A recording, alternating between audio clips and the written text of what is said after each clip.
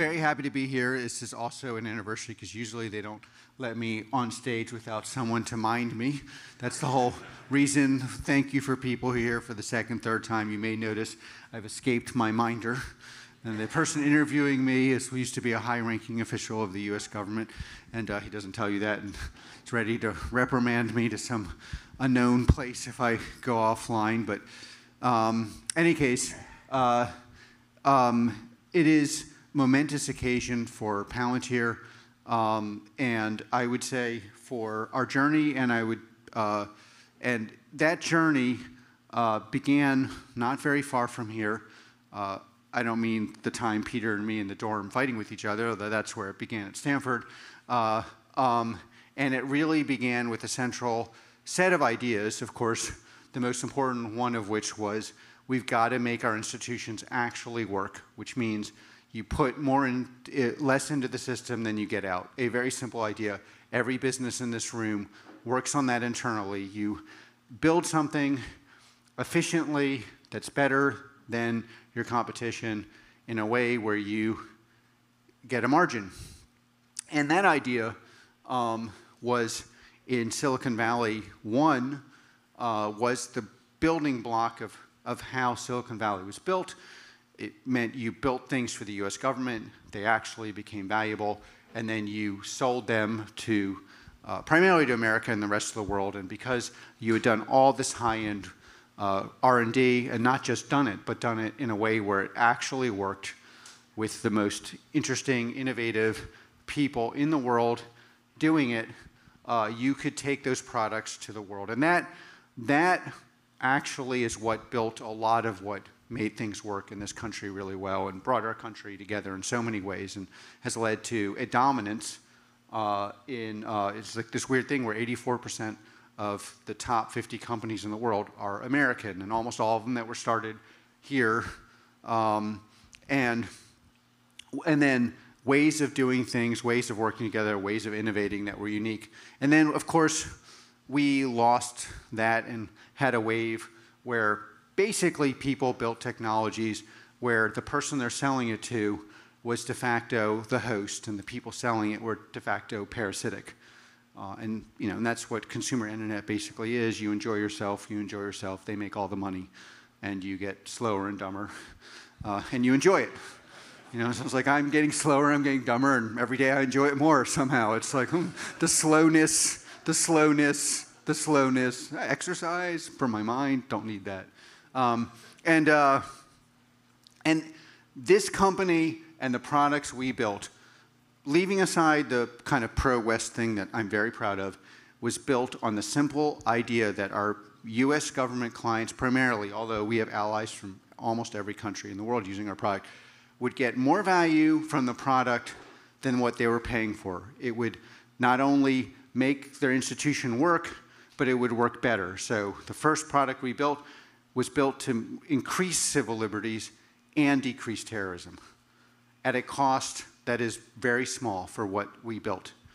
Now, if you fast forward to now, when we launched this product Foundry, and then we built some things in the US government and commercially, the ontology, which is now becoming famous, other parts of our product.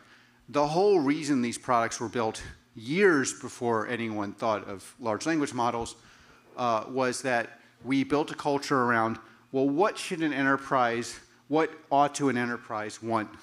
If you took the enterprise and reduced it to what it ought to want to do with its software, what it ought to want to do with its production, what it ought to want to do on the battlefield, meaning, as was mentioned, the battlefield doesn't even work unless it's software imagined and generated. And then in the commercial context, how would you deal with a very harsh competitive environment where you have varying quality of assets, supply chains being disrupted, you have to make people work in manufacturing as if they're from a different country in this country. You have to reduce your margin, you have to reimagine your supply chains. And what would the attributes of a software platform look like? And that's how we came up with Foundry and the ontology and all these things. It almost looks like magic that they now exist. You have this incredible revolution. And then the revolution is really confusing. it's confusing because some large language models create value. Large language models do certain things well, they don't do other things well. You have PowerPoint production, which is a blight on our society. And I was like, get rid of the PowerPoint. That, like, we at Palantir do things mostly for good reasons. But I, not anyone else at Palantir, also do things to humiliate people selling PowerPoints. No one at Palantir would do this, but I do it. And I love it.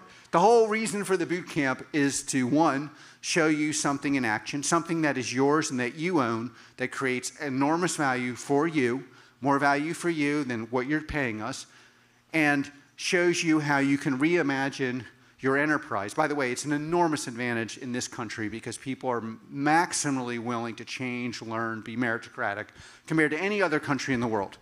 And so it gives a disadvantage to America. It is a disadvantage to the rest of the world. It's a massive advantage to America.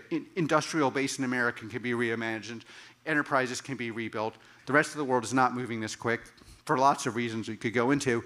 It's a massive advantage for our war fighters, people protecting us because they can reimagine it. And I have to admit, it's very humiliating to people selling PowerPoints and steak dinners, which I love. And I think, by the way, you guys are also tired of, you can get a steak dinner yourself. You don't need the steak dinner. You all can buy it yourself. How about your enterprise reimagined and no steak dinner? That's what Palantir is offering. And I find it super gratifying that we at Palantir and you, our partners, many of whom I've met here or will meet, are playing an enormous role in a crazy and interesting revolution. Much bigger. So the other thing, the reason why people don't realize the revolution is people assume a revolution is associated with long, off-colored hair and psychedelic drugs. And some people here have that. But it's not. It's like, actually, this revolution is being driven by people in this room, and it is going to have an enormous impact on America, on the rest of the world. And the other thing about this that's really cool is mostly, since a lot of these things people talk about weren't really true, you could wait. But what really is happening here is the early movers are going to move much quicker and much faster. And those, by the way, we have a whole bunch of people in London who are here. So this is like America, England, all these places galvanizing. But the early movers are going to have an enormous advantage over the people that wait, precisely because the incremental value is not incremental. And it's like every day you wait is a day where you can't catch up. That's the advantage of Silicon Valley over the rest of and America over the rest of the world. That's the advantage of Palantir, given that we built these things. And quite frankly, that's the advantage of everyone sitting in this room, that you can actually begin to reimagine, rebuild your enterprise in hours, while somebody else around the world is hearing from somebody who's telling him this stuff isn't real. And with that, I'd like to welcome you. It's tremendously exciting. For me, it's like a real high point to be back in Palo Alto with such a tremendous group of people and my Palantir colleagues. We have a really good vibe on our end. And most people at Palantir didn't get to do a lot of winning in high school. So it's kind of nice. It's a new vibe. It's a new vibe. Yeah. So, in any case, with that, very, very, very welcome. Very happy you're here, and yeah, glad to be partnered with you. Bye.